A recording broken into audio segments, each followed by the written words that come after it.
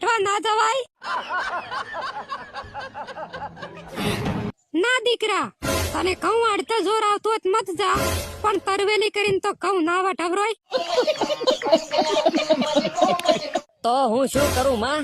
અરે હાથે કોઈ દાડો દાતરો નહીં પકડ્યું અને અમે માર કાકો આખો દાડી લોહી પી જાય છે કે વિક્રમીઓ ઘઉં વાટવા નહીં જાતો, એટલે કીધું આજ તો તરવેલી કરીને ઘઉં કાપી જ નાખોરા.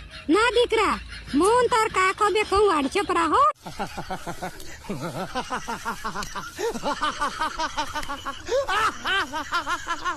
ચમલા એકલો ને એકલો ઘઉં વાટવા જતો રહેશે?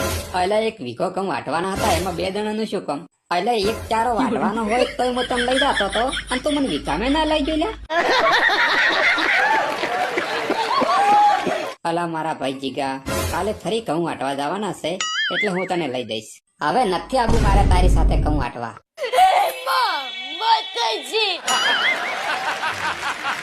અરે તારી પાસે તો દાતરડું નતું અને મેં તને જે ઘઉં વાટવા દાતરડું આલ્યું હતું ને એ પાછો આલ દેરો નહીં. અને જયારે તને ઘઉં વાટતા નતા આવડતા ત્યારે મેં તને શીખવાડ્યા હતા અને હવે તું એકલો ને એકલો ઘઉં વાટવા જતો રહેશે ડફોળ.